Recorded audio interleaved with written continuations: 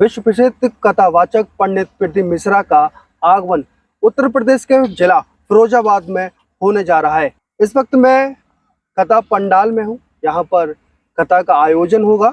आप मेरे जो पीछे देख रहे हैं एक विशाल पंडाल यहाँ पर तैयार किया जा रहा है। प्रीति मिश्रा के चाहने वाले और उनकी कथा सुनने वाले करोड़ों भक्त हैं जो दूर दूर से उनकी कथा सुनने के लिए आने वाले हैं। किसी भी भक्त को कोई दिक्कत ना हो उस बात का ध्यान विशेष रूप से रखा जा रहा है। क्या नाम है आपका? अजय कुमार गुप्ता।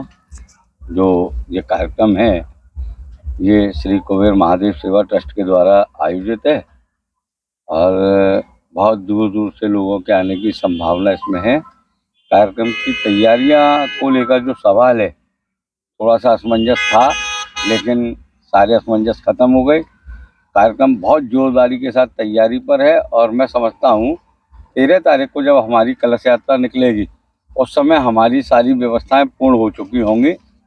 बिल्कुल ऐसा अनुमान है और लगातार युद्ध स्तर पर, वो तो आज रामनवमी है, कल दशहरा, इसको लेकर थोड़ा सा, क्योंकि हम लोग जो धर्म कर्म पूजा पाठ हम लोगों में है तो लेबर भी इसी बात में विश्वास रखते हैं, उसको लेकर के आज थोड़ा सा ढीलापन रहा है, लेकिन रात भर काम चलेगा और मैं समझता हूँ 13 तारीख को हमारा पूरा लगभग पंडाल होके हो जाएगा और यहाँ 13 तारीख को जो कलश यात्रा आएगी उस समय कथा स्थल पूरी तरह सज के तैयार हो चुका होगा। 13 तारीख को जो कलश यात्रा से प्रारंभ होगी तो उसको लेकर क्या तैयारियां हैं और यहाँ पर अभी कितनी हो चुकी हैं? देखिए 13 तारीख को जो कलश यात्रा है उसकी तैयारी तो हमारी लगभग बिल्कुल पूर्ण है। उसमें 3100 सौभाग्यवती महिलाएं कलश उठाएंगी और विधि विधान के अनुसार कलश यात्रा श्री वैष्णो देवी धाम उज्जैनी से प्रारंभ होगा और वहाँ से प्रारंभ होकर वो कथा स्थल तक यहाँ आएगा। उसके बाद यहाँ सत्संग होगा। सत्संग के बाद आगंतुक महिलाएं अतिथियों को प्रसाद वितरण होगा और उसके बाद 14 तारीख से परम श्रद्धेय हमारे परम विभूषित आचार्य श्री प्रदीप मिश्रा जी के द्वारा कथा का 1 बजे से 4 बजे तक यहाँ रसपान किया जाएगा।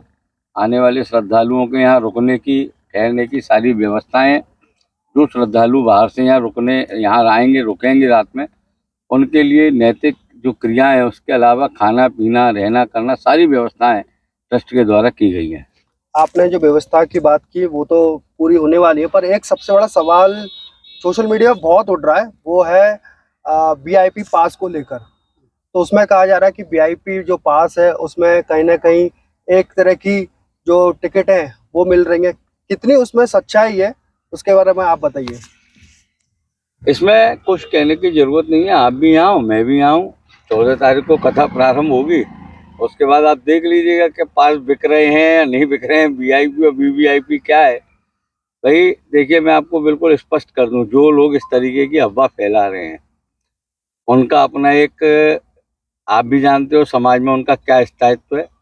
यहाँ वीवीआईपी जो है वो है, वीवीआईपी का मतलब सीधा सीधा है जो प्रशासनिक अधिकारी हमारे बीच में सेवा यहाँ कार्यक्रम में रहेंगे, उनके लिए उनकी व्यवस्था, क्योंकि अधिकारी हैं जो हमारे राजनीतिक किसी भी दल के व्यक्ति होंगे जो उच्च स्तर के, चाहे वो मंत्री हों, विधायक हों, सांसद हों, उनकी व्यवस्था रहेगी। इसके अलावा जो ट्रस्ट परिवार है उनके परिवार के लोग रहेंगे। आगंतुक, ये इतना बड़ा पंडाल है, हम लोग कितने लोग हैं, अधिकारी कितने आएंगे, ज़्यादा 500 700 1000, हमारे कार्यकर्ता कितने हो गए, 300 400 500। उसके अलावा पूरा पंडाल फ्री है।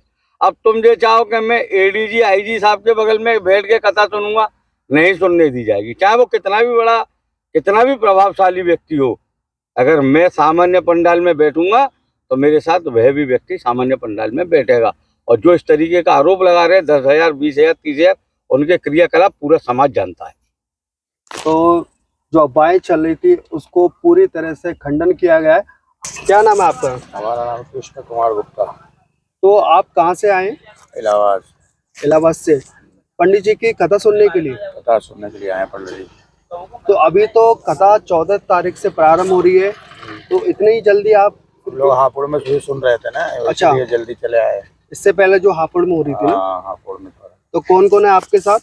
हमारे साथ 4 लड़के हैं, 2 एक मिसेज है, हम हैं और है 2 4 तो किस तरह की यहाँ पर आप व्यवस्थाओं के साथ रह रहे हैं?